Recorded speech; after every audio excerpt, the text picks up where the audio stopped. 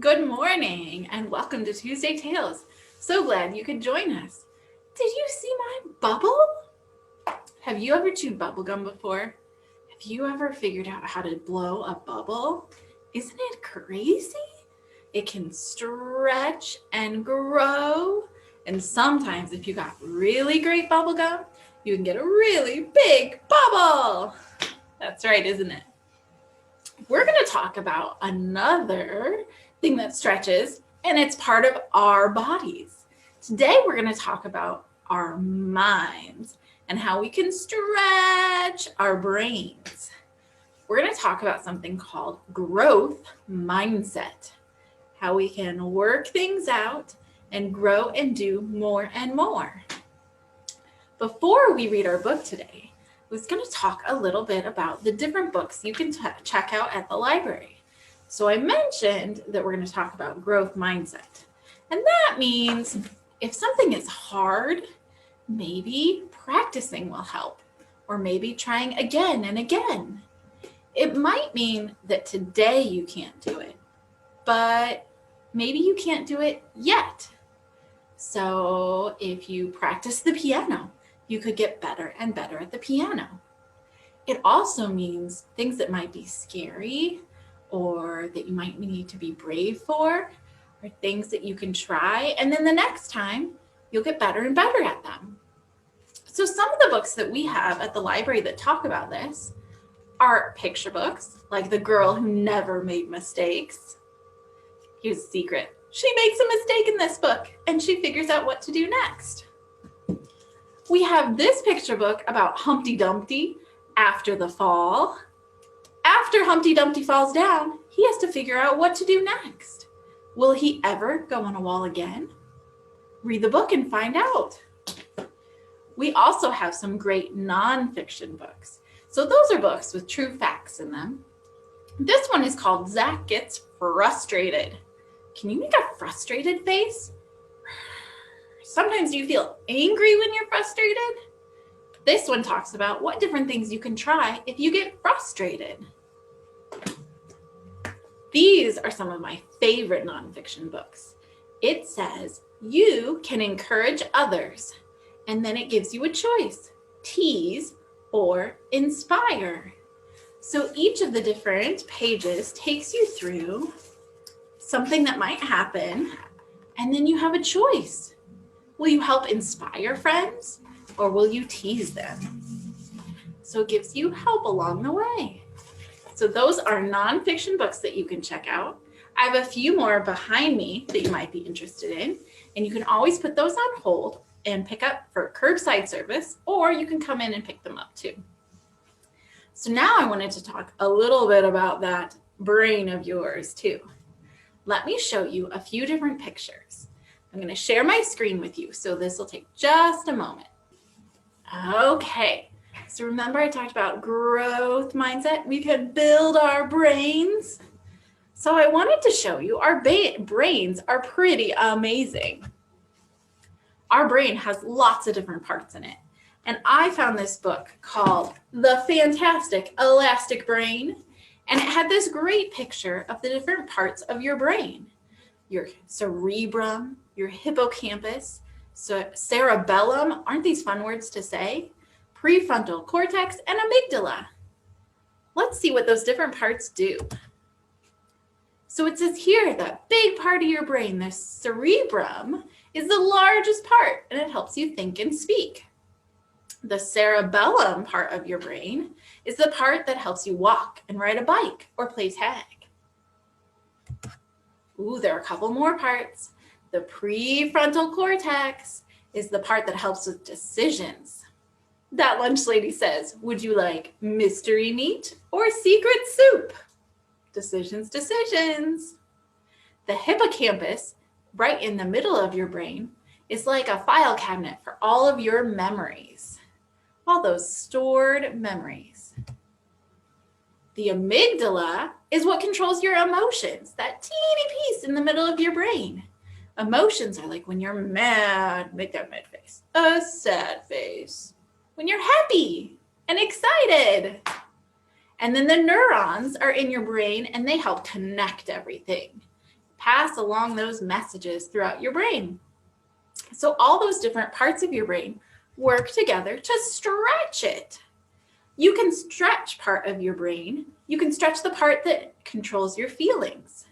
Like if you're frightened or nervous, maybe about jumping in a pool, you can get courage and put your face in the water and try a little bit at a time, and that stretches the amygdala in your brain.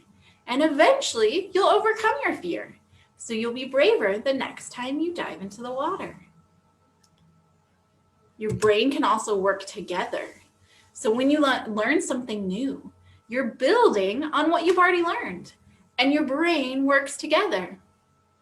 The amygdala makes you want to learn more, makes those decisions.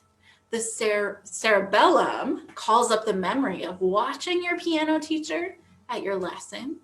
And the neurons transport all that information back and forth so that the next time you play even better. And then as you practice, you stretch and grow your brain and are better and better. So let's check out how one of our friends in a book, how she stretches her brain and gets better and better. This book is called The Dot by Peter H Reynolds. Let's take a look. This is Vashti. So let's take a look at The Dot. Our class was over, but Vashti sat glued to her chair. Her paper was empty. Vashti's teacher leaned over the blank paper. "Ah, a polar bear in a snowstorm," she said. "Very funny," said Vashti. "I just can't draw." Her teacher smiled. "Just make a mark and see where it takes you." Vashti grabbed a marker and gave the paper a good, strong jab. There. She seems a little bit frustrated and angry. Her teacher picked up the paper and studied it carefully. She pushed the paper toward Vashti and said, "Now sign it." Vashti thought for a moment. Well, maybe I can't draw, but maybe I can sign my name. The next week, when Vashti walked into art class, she was surprised to see what was hanging above the teacher's desk. It was the little dot she had drawn, her dot, all framed in swirly gold. I can make a better dot than that. She opened her never-before-used set of watercolors and set to work. Vashti painted and painted. A red dot, a purple dot, a yellow dot, a blue dot. The blue mixed with the yellow. She discovered that she could make a green dot. Vashti kept experimenting, lots of little dots in many colors. If I can make little dots, I can make big dots too. Vashti splashed her colors with a bigger brush on bigger paper to make bigger dots. Vashti even made a dot by not painting a dot. Do you see she painted all around?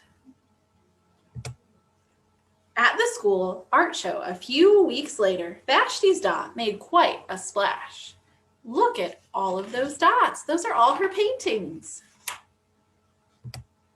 Vashti noticed a little boy gazing up at her. "You're a really great artist. I wish I could draw," he said. "I bet you can," said Vashti. "Me? No, not me. I can't draw a straight line with a ruler." Let's see what she says, what good advice she gives. Vashti smiled. She handed the boy a blank sheet of paper. "Show me." The boy's pencil shook as he drew his line. Vashti stared at the boy's squiggle, and then she said, Can you guess? Please sign it. And it started all over again. He just started with a squiggle or a dot and saw where that took him.